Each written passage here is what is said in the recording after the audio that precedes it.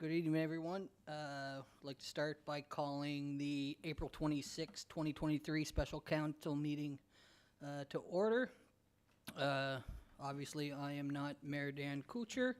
Mayor Kuchar is preparing for the forum tonight on healthcare at Credit Union Place, so hopefully people interested will get down there. I know when we're done as councillors that most of us plan to attend. As always, the start of the meeting tonight, we'll start with land acknowledgement. We acknowledge that the land upon which we gather is unceded Mi'kmaq territory. Abergwit is covered by historic treaties of peace and friendship. We pay our respects to the indigenous Mi'kmaq people who have occupied this island for over 12,000 years, past, present, and future. Land acknowledgement is a small but meaningful way of showing respect and honoring the indigenous people of the land where we live. It also is a way of resisting an erasure of indigenous histories, an important step on the pathway towards reconciliation. Next, could we get approval of the agenda? Moved by Councillor McDougall and seconded by Councillor Doiron. So number 3, I'll push it over to Councillor Doiron for that item. Thank you, Deputy Mayor Snow. So this evening there is, I guess, one application on the agenda, which there are, I believe, 4 resolutions that that relate to it. So we will cover those this evening. This evening is the first step of sort of 3, I guess, meetings. Tonight is the information gathering step in the rezoning application that will be before us. No decisions will be made tonight by council. Tonight is the opportunity as well, if anybody, if any members of the public wish to speak or submit questions or concerns, and staff will record those and report back at the planning board meeting, which will take place Tuesday, May 2nd. And that will be the next step in this process. And the next one, when council makes their decision, that will be at the monthly meeting on Monday, May 15th. So we will begin with the zoning rezoning application for 674 Water Street East. Background: the City of Summerside has received an application from Strategic Holdings Inc. for a portion of PID number 73536 and a portion of PID number 72421 to amend the City Zoning Bylaw from single-family residential R1 zone to high-density residential R4 zone. The purpose of the zoning amendment is to allow row housing and or apartment building or buildings in the proposed R4 zone. The application was advertised in the April 15th, 2023 edition of The Guardian, and letters were mailed to property owners within 60 meters or 200 feet of the subject properties. Single-family residential R1 zone, which is the current zone. The purpose of this zone is to provide for low-density, single-family housing and other compatible uses. And there are a list of permitted uses in the current R1 zone. Those several uses there: single-family dwelling, accessory buildings, or assisted living. There are discretionary uses also allowed in the R1 zone, subject to council approval. And that would be a child care facility and medium. And conditional uses in the R1 zone, subject to a development officer approval, home-based business, secondary suite, or tourism establishment, vacation rental properties. The proposed zone, high-density residential R4. Purpose of this zone is to provide for high-density housing in the form of apartments, as well as housing in the form of single-family, semi-detached, duplex dwellings, row house, townhouse, and other compatible uses. Permitted uses in the proposed R4 zone: single-family dwelling, semi-detached dwelling, apartment, boarding house, accessory building, assisted living, duplex dwelling, group home, child care facility medium, rooming house, row house, townhouse, nursing care facility, community care and nursing home, or social services agency. Discretionary uses in the proposed R4 zone, subject to council approval, would be tourism establishment, tourist home and inn, which also requires conditional use approval, and conditional uses subject to development officer approval in the proposed R4 zone include home-based business, tourism establishment, B&B and vacation rental properties, and secondary suites. So, comments and questions. This is the opportunity in the process where public or council or the applicant can make comments or questions. Is there a representative of the applicant here that would wish to present or say anything? Or if not, we will just move to the second part, which is if anybody from the public would like to make comments or questions, the floor is open. Just ask you that you state your name and address. Just wanted to inform council that we did receive this development concept for that parcel. So I have it up on the screen here if anybody would like to reference it. Okay, so that's like the proposed layout for all the lots and street. This is for one PID that's being considered tonight. There is no other plan that came forward for the remaining piece. Okay. Okay, so what's the black, Linda? That's the existing new City Plaza building. Oh, okay, I got to know. Okay. Okay, is there anyone here in attendance? Okay, if you wouldn't mind, just state your name and your civic address for the record, and we can carry on. Krista Hickey. I live at 382 Hunter Avenue. I'm owner of a property that's just kind of north and south of that proposed area. I'm in support of this. Anytime we can come up with a little bit more dense residential area, I think it's good for the city. I'm just more here for more information. So I'm wondering if you can show that map again, because I can't, I need my glasses, I guess. So if you could go to the south end of this development, maybe? So where, like, I just have this. So can someone maybe try to explain to me where that fits into this? Or is that going to be online where I could figure it out myself? So that's on this portion. Oh, okay, way over there. Yeah. And can you show it to me again, please? Yep. And so there's future roads still in there on the south end of that? Is that what's going through? There's a roadway here coming in directly off of Water Street East, which would be directly across from Gillespie Avenue. Mm-hmm. And then another road off of that behind the new City Plaza is being proposed to come down this way and with a cul-de-sac on the end of this. And these are row housing, proposed row housing units. Okay, so if you go right to the, if you could scroll up just a little bit to go right to the south of that. So then are those like very fine lines proposed city streets? Those, These lines? no, down like going east to west? Or maybe I don't see that. Yes, here. Yeah. There is, we do have a proposed layout of streets Yeah, from the developer that have to be adhered to. further confirmed depending upon the wetland areas and whatever. They're still trying to meet with the Department of Environment. Okay, great. Thank you. Okay, anyone else? If you don't mind, just state your name and address. Good evening, Council. Randy Petrie, 280 Kepik Road. I just had a couple of questions. With the map that is showing up there this evening, so you have two lots, but you only have one for the map this evening? Am I understanding that correctly? Or is there two? Like when I'm looking at the map there right now, I see the first development lot, but the second one has not been provided? Is that correct? So the proposed, this concept Yeah. is for this portion of land. Okay. We do not have a concept for the remaining portion. So is that subject, the remaining portion there this evening, is that subject to this evening's meeting for the next planning meeting for May 6th and May 15th? Both of these, a portion of this parcel is being considered this evening, and basically the hatched area, which is a portion of PID number 72241 or 421. Those are both being considered this evening.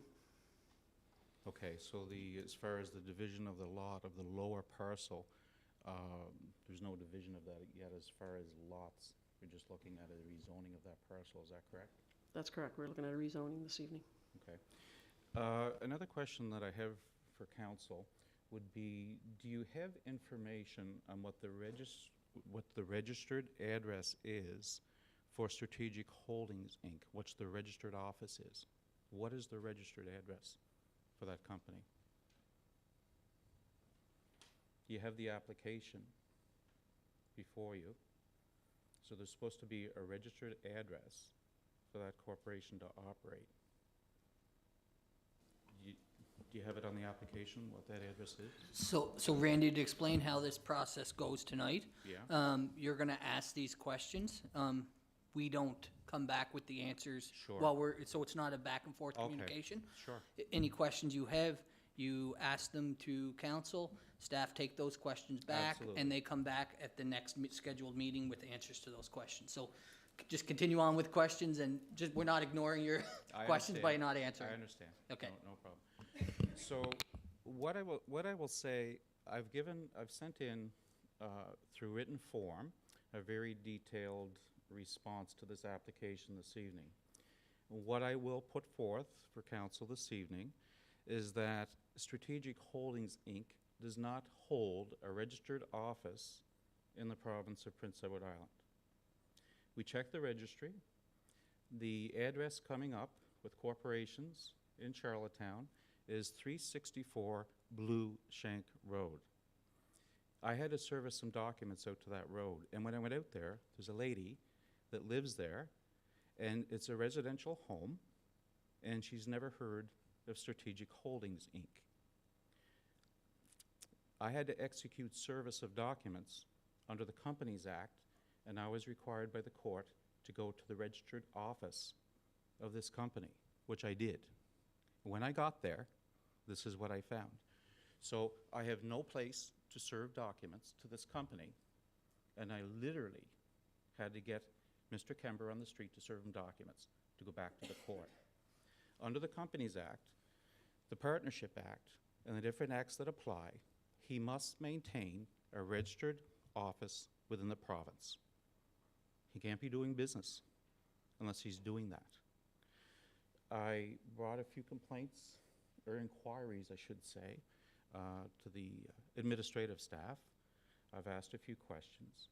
And when you do your inquiry here, it's coming up to an address of 674 Water Street. And that is not a legal, legitimate address. I want to take it one more step further. When I went and originally served the documents to 674 Water Street, and I went back to the Charlottetown Courthouse, the registry refused my documents, my execution of service, and I said, why? They said, that is not the registered address for that corporation. I had to get back in the car from Charlottetown, travel to Summerside, go to 364 Blue Shank Road to find a residential home. And she knows nothing about that company. So there's a lot of questions here that need to be answered. Those questions have to be answered before I would suggest anybody that can come to council and start putting applications. You're talking about a major project here, a major, major project. I have a lot of questions for this individual, not only in this, but other matters as well. You're dealing with this matter tonight, but there's also other applications that were made in a similar fashion to Summerside Council and approved and gone through. So I put my concerns in writing. I put them forth. We did the background checks. I also got confirmation from the Department of Justice and Safety confirming other companies that don't exist, and he's operating here in Summerside. That's confirmed. So what I would suggest council to do, I've given you the basis of these companies and this person that's making the applications to city. I would encourage each one of you to make those calls to the corporate registry, make those calls that I did to confirm what I've provided. I cannot see going ahead with any application on May 6th or May 15th until this is worked out. You need to know who you're dealing with. I'm a victim. I went to one of these companies, these signs in Charlottetown, Strategic Enterprises. I went. I signed a 6-year lease. I moved in. I lost 1.2 million. Gone. I went to sue the entity. There's no such entity. No such entity. Doesn't exist. And that's what we're dealing with. So that's why you need to find out the registered address of this company. Tonight, it doesn't exist. It's not there. You can make the calls yourself. Corporations Division in Charlottetown. And you got to be careful when you make your calls, because there's Strategic Holdings, Inc., there's Strategic Enterprises, Inc., there's Strategic Floors, Inc., there's all these companies that are operating out there. So I did each one by one, one by one. And it was a painstaking, grueling process to do. And I went down to the deed of registry. We did a complete search. I have 5 books in total of each company. 5 of those big books, like this, with the deeds and everything to back everything up, including the lady that's out on Blue Shank Road. We looked her deed up with a PID number. Strategic Holdings has never had any association with that PID number in any way, shape, or form. So I will close in saying this. Tonight, we just don't know who we're dealing with. That's the bottom line. In corporations, it's very important for council to realize this, is that when a corporation is created, that is a separate entity. It's a separate entity. It's a separate person. So that separate entity and that separate person operates as a separate individual. So Strategic Holdings here this evening, making an application, that's not Nathan Kember. That's a separate entity. But Nathan Kember is the director, he's the shareholder, and he's the owner. So lots going on. You need to know who you're dealing with. And as I said, we did a lot of homework here. The companies are listed here. It's all got a copy, and they're numbered. And I can provide whatever other information you need, because we already got all the work done.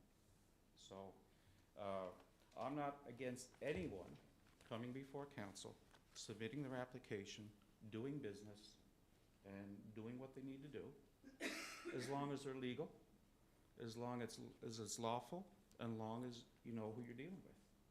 And I would submit tonight you don't. We have no idea. We just don't. So you have my packets. I'll leave it at that unless there's any questions councillors may have. Go ahead, I just Councillor. have one. Thank you, Mr. Petrie. Sure. Did you say we all have packets? I sent them through email to all councillors. Okay. Did you receive yours? When did you send? I sent it about 4 days ago, Yeah. I believe. It went into the other folder.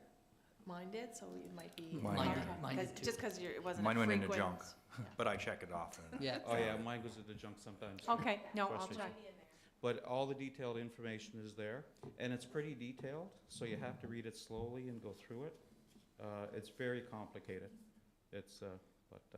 So that's basically all I have, unless there's any other questions from councillors tonight. But as I say, I'm all for development in every way, shape, and form.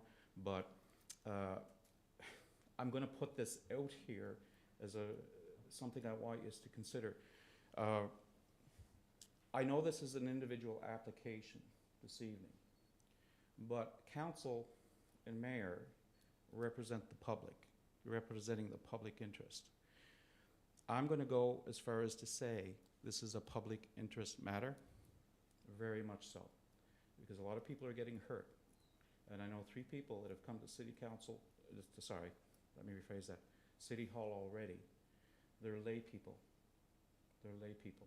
They've been hurt, and they don't know what action to take. They don't know where to go. They don't know where to turn. I'm a victim, but I know what to do. I know who to call, and I know where to go. And that is the difference here. So I appreciate you letting me take the time to speak here this evening, but I just encourage you to go through your packets, make your calls, do what you need to do, and I'm keeping an eye on this guy and everything he's doing. So Randy, thank you for the questions and Yep. information. We rely on our city staff to provide us with answers to those questions, and we have to follow the Planning Act as it's sort of set out and weigh what we're allowed to weigh. I'm not discrediting anything you say or I crediting it. I'm just saying that's how we sort of have to go through the process. So thank you for your questions and comments. I want to add one more thing, and I want council to take this into consideration, and I want you to check this out as well. This, and I've checked it out with legal authority as well, because it's what I read, it's what I interpreted, and I checked it out. My understanding, unless somebody proves me wrong, is that the City of Summerside, or any municipality for that matter, your City of Summerside is considered an entity. It's an entity, it's a incorporated town. You're allowed to sell your own property, like an industrial park, and promote that to attract industry, things of that nature, your own property. My understanding is that when it comes down to promoting other real estate and other property that the City of Summerside does not own, you can't do that unless you're a broker or unless you're a real estate agent. Under the Real Estate Trading Act of PEI, all corporations or anybody selling commercial real estate or other real estate other than their own has to be registered with the province.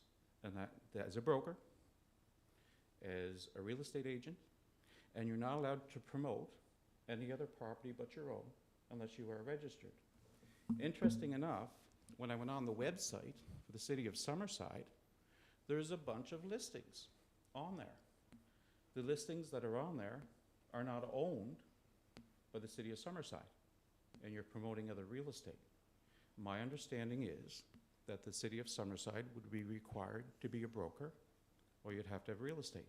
The other interesting thing about that is that some of these parcels that are advertised are the actual lots that you have up on the screen tonight. I downloaded it. That parcel that's up on that screen tonight is on a listing for the website of the City of Summerside. And what that does, it gives the perception to the public that you're holding a meeting here tonight with regards to this zoning in the amendment. And when you have that parcel on your website for sale, City of Summerside, and then we're here tonight looking at rezoning and moving ahead with a development, doesn't look right. Just doesn't look right. It looked like it's a pre-planned decision prior to the zoning approval and prior to any approvals for May 6th or May 15th. In addition to that, and I have it here, on Strategic's website, he has that whole bottom development already subjected and divided into lots. He's got it on his webpage for lots for sale. And I've sent that in your packets. So I'm not saying it's so, but it gives the perception to the public that this is a done deal before you even get started. And there shouldn't be any website of the City of Summerside or any municipality for that fact selling real estate other than its own industrial parks or its own property. It shouldn't be happening, but there it is there. So there's a perceived conflict of interest because you're supposed to be adjudicating over an application that comes before you, yet that very property is advertised on your own website. So it shows a connection and it shows that you're not at arm's length. And I just want to put that out in case nobody's thought of that. So I'll leave it at that. Councillor Adams? Randy, can I just Sure. ask where it's at that's advertised on our site? Like, Yeah, it's very tricky to get to. It's under economic development, okay. and then you go down to, there's a, I wonder if I have a copy of it there. I put it in the packets, it should be there. Okay, But there's two names there. There's a Neil Moore. yep, Neil And and there's a- Mike, Yes. okay. Okay, So, perfect. under their sites, Under their sites. if you go in there, Okay. all these properties are gonna show up. And this property is showing up along with New City Plaza. And it's interesting as well, because the New City Plaza that's on that, if you go, you do your check on the New City Plaza, they have a big sign on New City Plaza. So I ran the check on that, there's no such company. Doesn't exist. And I put that in your booklet as well, with corporations. So, but all those properties are listed there. And then when you punch on that page, right at the top of the page, City of Summerside. It's there with all your logos and your insignia. So if I was reading that for the first time, I would think that the City of Summerside is selling real estate. And in addition to that, each one of those advertisements, in a normal sense, would be required to have the listing agent's name with it.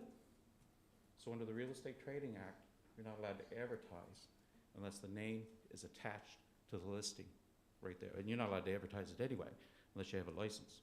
So a lot of issues, a lot of problems. It's in your packets. And I encourage you, each and every one of you, to make those calls, to satisfy yourselves that the application before you this evening is not properly before the City Council of Summerside. Thank you. You're welcome. Randy? Oh, sorry, Bruce, I Yeah, no didn't see your. problem. Thanks for that. And that one under the economic development for the city, was there other ones? All kinds. All kinds, but those were development opportunities, I think, is what you're looking at. And they would have to come through this process anyway. But I hear what you're saying, and staff will be looking into those. I wanted to know, I looked through my emails and I never received anything. What name is it under? Was it under your name? Did it come through, or a company name? Yeah, it come under my name, Right. is what it went through.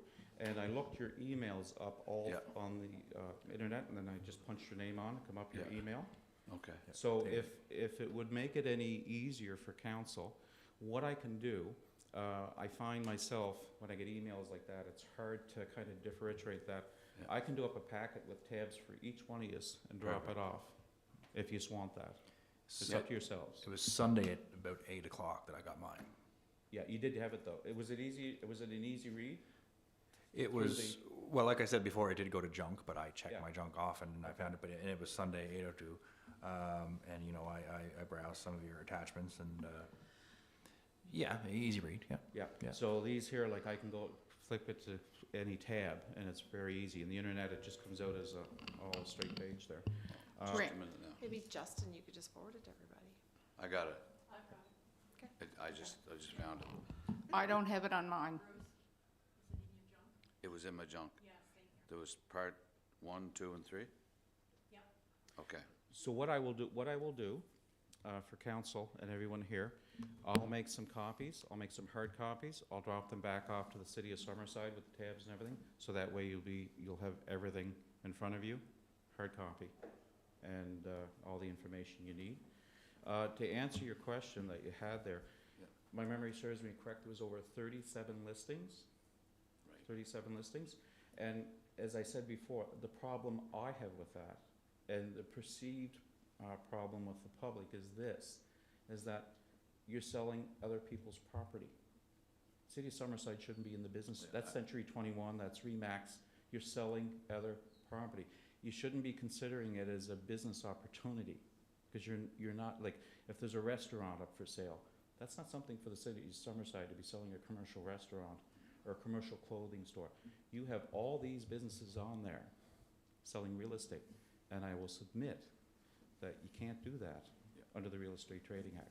And I don't think anybody here knew of that or kind of put 2 and 2 together, but you have the information now. You can make the calls. You'll have the Real Estate Trading Act. I highlighted in yellow, which clearly outlines those, and I would just encourage everybody to do their homework, inquire, do what you need to do, and be very mindful of this situation and this person, because I've uncovered close to 40 companies right now that are presently operating in Summerside area, and they're not registered lawfully or legally with the Corporations Division. All right. So, thank you, council. Thank you, Randy.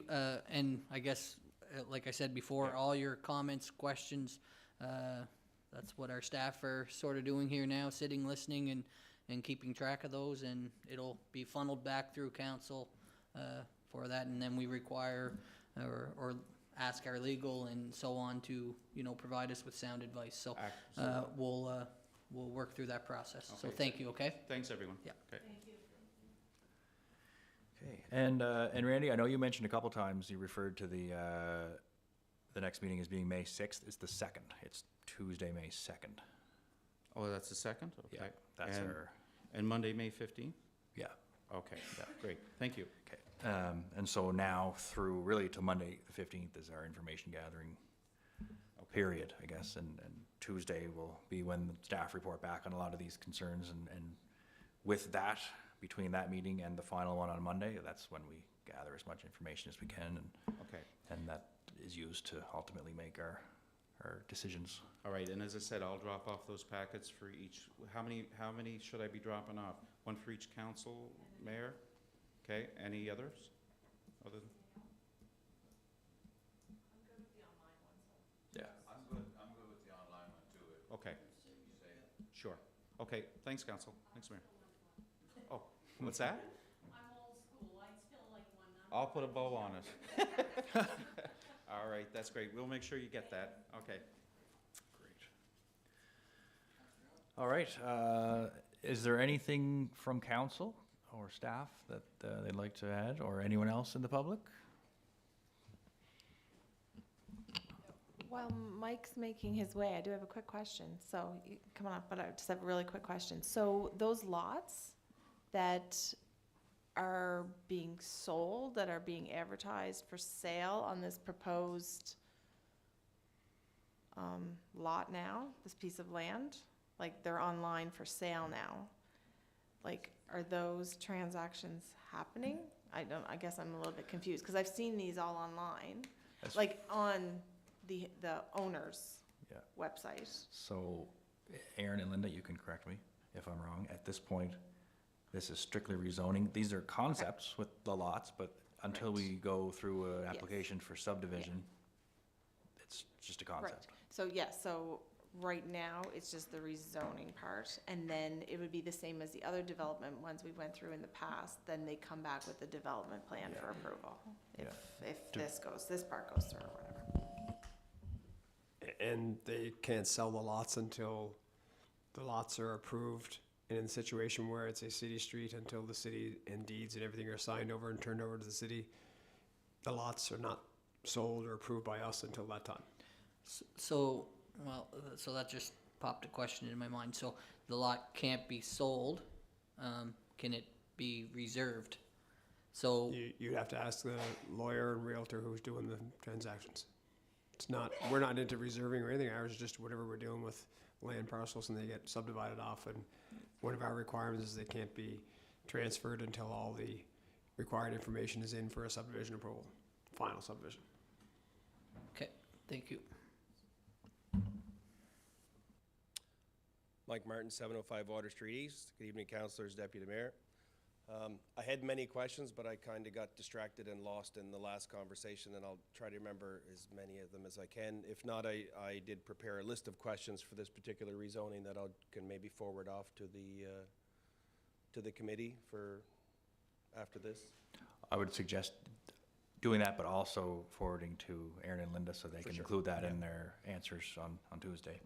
My first question is, am I allowed to speak now to the second part of the rezoning application for the R4 for the large parcel now, or do I just talk specifically to this one and then go back and then come back up? This is the opportunity, I believe, for this. I mean, this whole application is one, but it's one different application, components so to it. I can address both at the same time, is Yeah, that okay? you can, yeah. So I guess my first question, and this is not the first time I've seen this is probably the 5th time I've seen this happen, where an individual like this one has come forward with a rezoning application, and additions have been made to it on the day of the meeting or the night before the meeting that the public isn't aware of. Like, I had this website open all day, and I've never seen this proposed development before now. So there could be lots of members of public that would have had questions based on that proposal that would have shown up tonight that maybe didn't because they didn't see that. And this happens many, many times. So the only package that I had, and probably everybody else that looked at it, was just the actual application for the rezoning and that gray picture right there. But nobody was shown any pictures of the subdevelopment before. Like, when was that uploaded? Where was that even uploaded?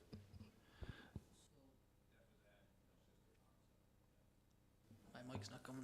So that is not part of our package in front of us. That is a concept that staff just presented to us as it was just presented to them. Is that correct, Linda? Is that a good explanation? Well, the developer's not here this evening, but yes, this was forwarded to us for consideration. This was a private street. This would be a public street. Again, this is just a concept.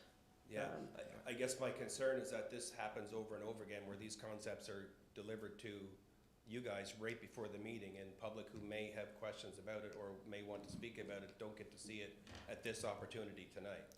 When they go to apply for a subdivision, if the time comes that they want to apply to subdivide, as you see in that concept, there will be another process just like this, where public can come and ask about that specific concept. Okay, that answers that question. So just to be clear, this here, on this particular concept, this is a public street, okay? So if he was going to subdivide off, say, this bottom portion of the parcel from the new city plaza, because this is commercially zoned, this here development would be a major site development. Now, the city would be involved in approving this roadway, which would be a development agreement where council would be notified of. This, according to this is just one big lot with multiple townhouses on it. These are not being individually sold, to our knowledge, or not being individually subdivided. So this is not a major subdivision in that fact. So it's not a layout that would come back to council for major subdivision approval. Well, and that's interesting with that perspective, because I think that's semantics for him, that, you know, that this will come forward tonight, that other people can't have an opportunity, because now you're stating that it won't go back out to the public for scrutiny. It might give them the opportunity to ask questions. I guess if we could add, though, that the danger, as Councillor McDougall alluded to, this is a concept. What's being here tonight is to zone to R4. You could approve R4 based on this concept, and either this current landowner or another landowner come in with another concept that fits the R4, which will go through that process. What he's proposing here, there's no subdivision of land, private street, a different process. If he was to come through and create streets and lots, a different process again. So that's the challenge when you start locking into one concept, that's what's going to be built. That may not be what's built, but council then previously has asked for a concept for some consideration to what could be there. What's going for us tonight is that this goes to R4. As Councillor Doiron has listed off, all the things in R4 can happen there. This is a concept, but they can do any one of those things that are in the R4, and some of them require further input and further processes.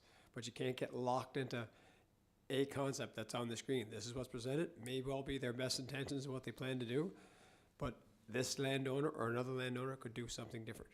So that's why we're focusing on the zoning portion. May not answer or give you comfort, but that's the... I'm wondering,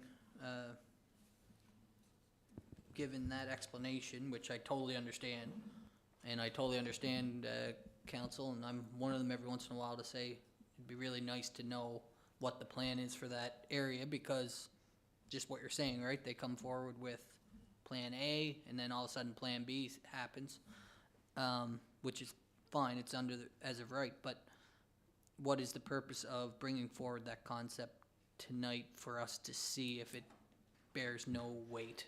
I guess because repeatedly we've been asked by council and planning board, what are they going to put there? We'd really like to see a concept. So we ask the people that come in, they really want to see a concept. So they could look at it and say either the market demand or whatever they costed out, or the cost of servicing, or the cost of roads, or in this case, it could be when it gets further defined by the Department of Environment, what's viable can fit there, which may change. But the first thing is to rezone the land to see if that's even possible.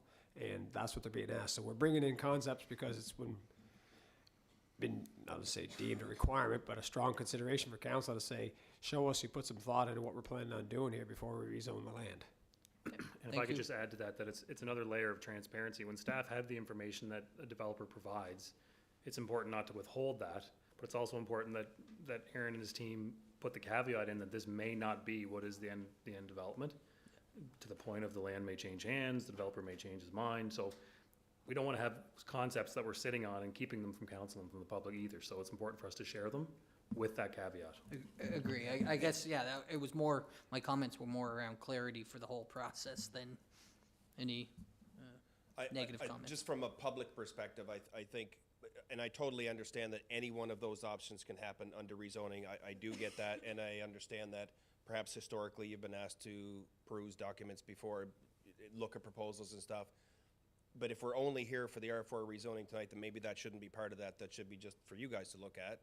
Or we wait until we can share that information with the public so they can look at it. I know, I'm not suggesting that that's what he has to build. Just from the public's perspective, it may look to people like that's what is going to be built. So if it's for you guys to make your decision at your planning board meetings, maybe it doesn't need to be part of tonight. We just go back to the regular gray screen, and we're just looking at that area, not what the maybes could be in there. We just look at the gray area for rezoning. It doesn't really change my questions. I'm just saying from a citizen's perspective, it just gives a different feel when you're looking at proposed plans that may or may not have been already out in the public for the last 2 years. I'm just saying. And I agree that that's what the screen is up there, say we could be looking just at that.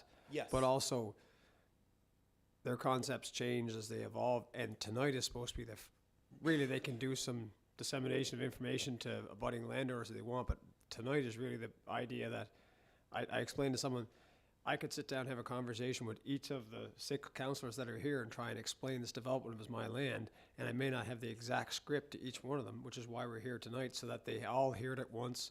Or Councillor Coleman could ask me a question, and Councillor Adams may say, I would like to know that answer, which is why we're here tonight, to say, unfortunately, the applicant's not here, but it's to say, staff are hearing it, councillor are hearing it, public are hearing it, ask the questions so that we're all sharing at the same time, we all could have the same questions, and then we don't gotta go, that was the whole, why they could have information right up until tonight to say, here's new information that's just hot off the press, that there's another concept I thought of as a concept, but the zoning itself and the description in the area is set on that first notification that gets sent around. That's what's being considered.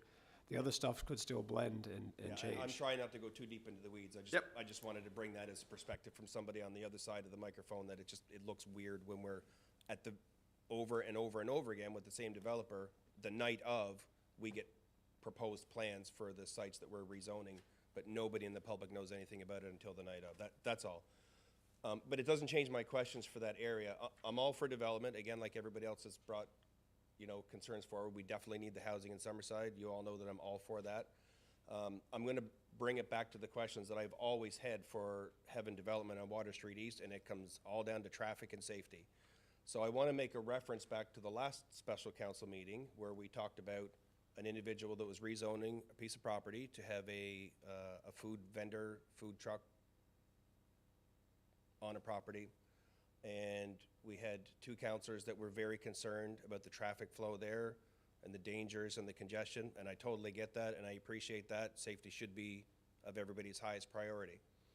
But I don't know how in the same council we can say that on Water Street East, which is considerably busier, considerably more dangerous, considerably more congested, how it's not a concern there. If we look at the massive amount of acreage here that we're talking about rezoning to R4, and how many 6-level units we could put on a property like that, as a council, I think you have to consider how many vehicles could possibly be coming in and out of that area if it gets rezoned to R4.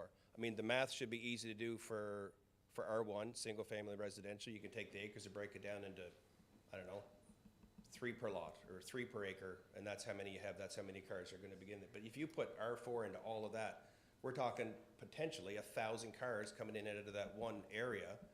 And I don't know if you've ever tried to get out of my driveway on Water Street East, but it's crazy. And if you sit there, like tonight I counted trying to get out of my driveway, 97 cars went by before I could get out, and that's not even at high traffic volumes.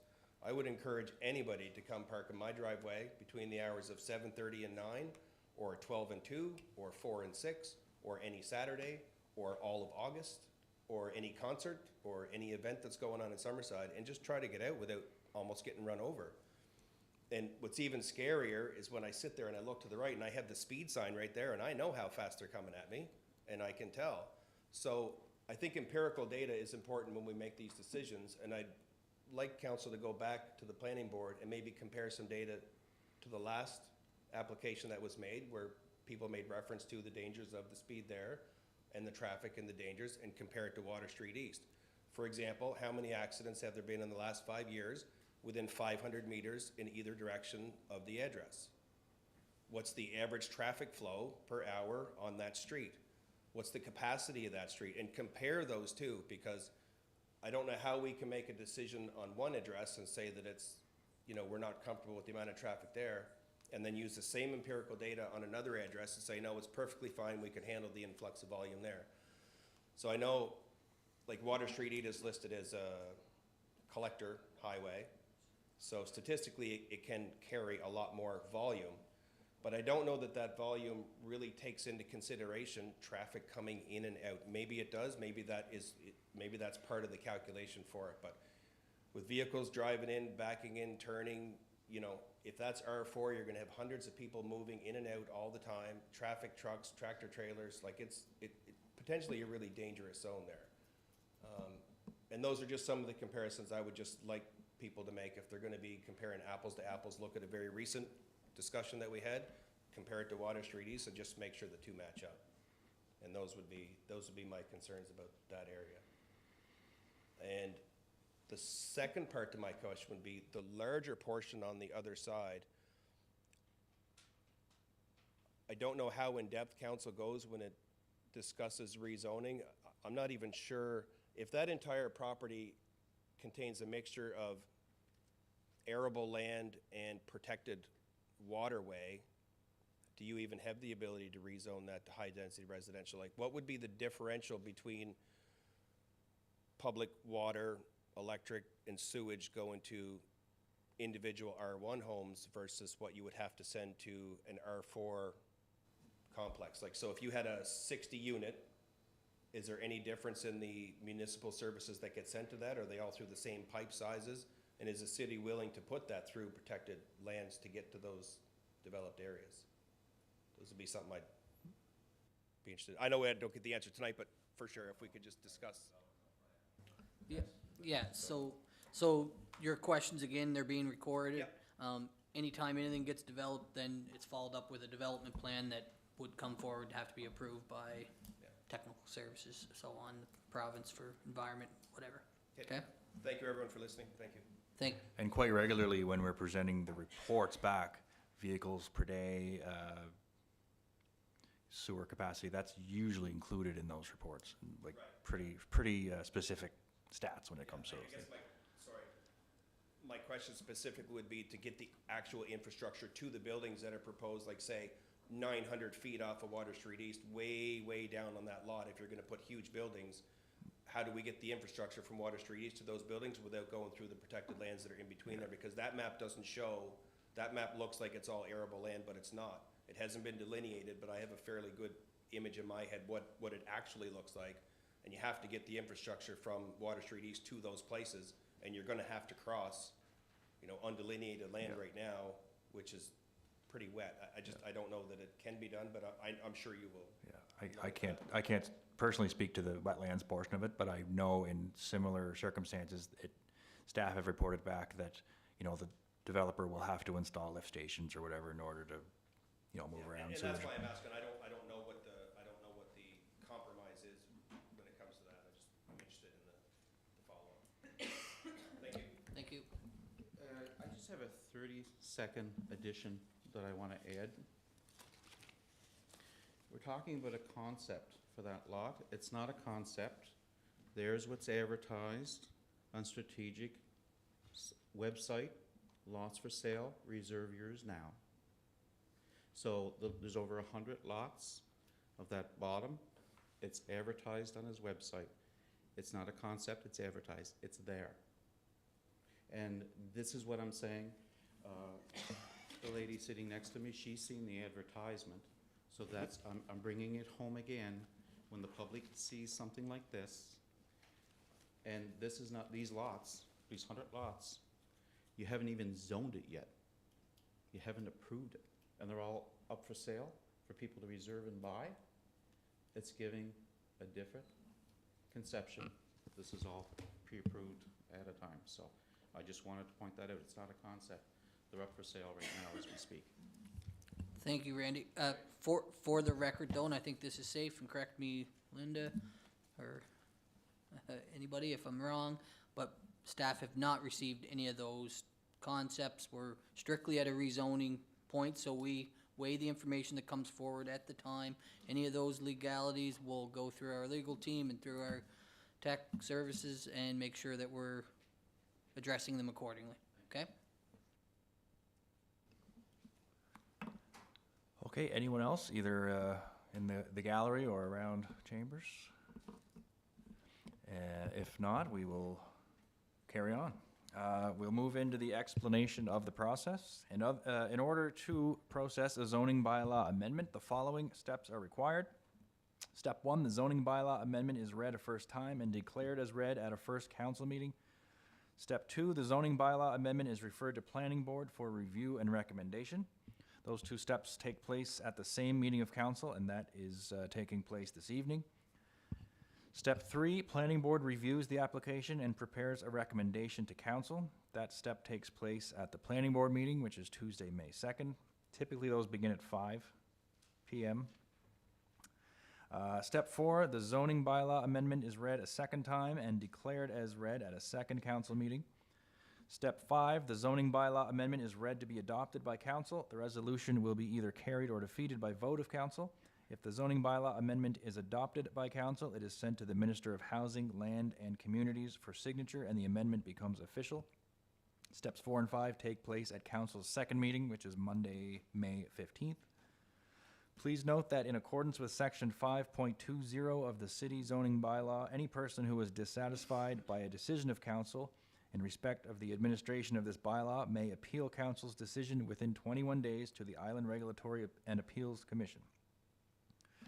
So we will now move into the resolutions, and just to further clarify, these resolutions are just basically that council wishes to move this to planning board. It's not resolutions approval or denying the application. Councillor Doiron? Yeah. So planning board is on the 2nd. We are currently April 26th. There was a lot of questions, comments, things brought forward. I don't know which is relevant, which is not in regards to you guys for decision-making, bringing back to council. I guess my concern would be, is it a legitimate amount of time between now and Tuesday for you guys to bring back the needed information for council? And that's just a yes or no. If you guys feel it is, you guys work as many hours as you want and get it done, but I just want to make sure that we're giving you the amount of time needed to bring back the needed information. And some of those questions are outside our review as well, so we're gonna have to check with CEO Gordon as far as did they source some of these questions that were submitted to outside legal for opinion and what's their time frame. And irregardless, we'd still come back and say there's other items on the agenda that night. We would either table it at that time to say, I'm not sure what the proper terminology would be, but we bring the document forward and say we're gonna table it till we get the further information back, or here's what we found to date, and then table it for further. Then you would have to schedule another planning board, and Yeah, thank you. I just wanted to check with the technical services staff members and Director Aaron. When there is this type of an application coming forth and the size of it, is it incumbent upon the applicant to be here, or is that a choice? Because there might be questions for the applicant, and I'm wondering if that's something that they're invited to come, or they make that decision to be or not be here. we make them aware of the meeting and that they're advised that they probably should be here, or they're invited to make sure aware that when the meeting is. Whether they choose to take the information that's presented and follow the process, let it run through, or whether they, rarely does the applicant not been here, a few times they haven't been, but yeah.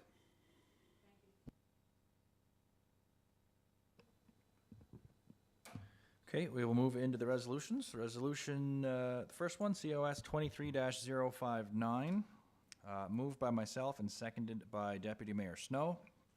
Whereas an application was received from Strategic Holdings, Inc. for a zoning amendment for a portion of PID 73536 from single-family residential R1 zone to high-density residential R4 zone under the City of Summerside zoning bylaw. Be it resolved that zoning amendment 0081A be hereby declared. I'm keeping the batteries are dying here. Not sure, I'll read that last line again. Be it resolved that zoning amendment 0081A be hereby declared as read a first time, and Schedule B is attached to that, which is just showing the layout of the subject property and where it is located in the city. If there are no questions, we will move for the vote. Anyone? Your light's on just for, did you want to add anything? For the vote, go ahead. Calling for the vote. All in favor, say aye. Aye. All opposed? And there are none. So that motion is carried. Resolution, rather. Resolution COS 23-060, moved by myself and seconded by Councillor Adams, whereas an application was received from Strategic Holdings, Inc. for a zoning amendment for a portion of PID number 73536 from single-family residential R1 zone to high-density residential R4 zone under the City of Summerside zoning bylaw. And whereas zoning bylaw amendment 0081A, a bylaw to amend the City of Summerside zoning bylaw, was read and declared as read a first time at this council meeting. Be it resolved that zoning bylaw amendment 0081A, a bylaw to amend the City of Summerside zoning bylaw, be hereby referred back to the planning board for review and recommendation. Are there any questions? Hearing none, we'll call for the vote. All in favor say aye. Aye. All opposed? Motion is carried. Resolution is carried. Resolution COS 23-061, moved by myself and seconded by Councillor Morrison. Whereas an application was received from Strategic Holdings, Inc. for a zoning amendment for a portion of PID number 72421 from single-family residential R1 zone to high-density residential R4 zone under the City of Summerside zoning bylaw. Be it resolved that zoning amendment 0081B be hereby declared as read a first time. And Schedule B is attached, showing the location of the subject property in the city. If there are no questions, all in favor say aye. Aye. All opposed? There are none. Resolution is carried. Final resolution, COS 23-062, moved by myself and seconded by Councillor Gallant. Whereas an application was received from Strategic Holdings, Inc. for a zoning amendment for a portion of PID number 72421 from single-family residential R1 zone to high-density residential R4 zone under the City of Summerside zoning bylaw. And whereas zoning bylaw amendment 0081B, a bylaw to amend the City of Summerside zoning bylaw, was read and declared as read a first time at this council meeting. Be it resolved that zoning bylaw amendment 0081B, a bylaw to amend the City of Summerside zoning bylaw, be hereby referred back to the planning board for review and recommendation. If there are no questions, all in favor say aye. Aye. Opposed? Hearing none, the resolution is carried, and I will pass things back over to Deputy Mayor Snow. Thank you, Councillor Doiron. That'll bring us to the end of the special council meeting tonight. If we could call for adjournment. Moved by Councillor Adams, seconded by Councillor McDougall. All in favor?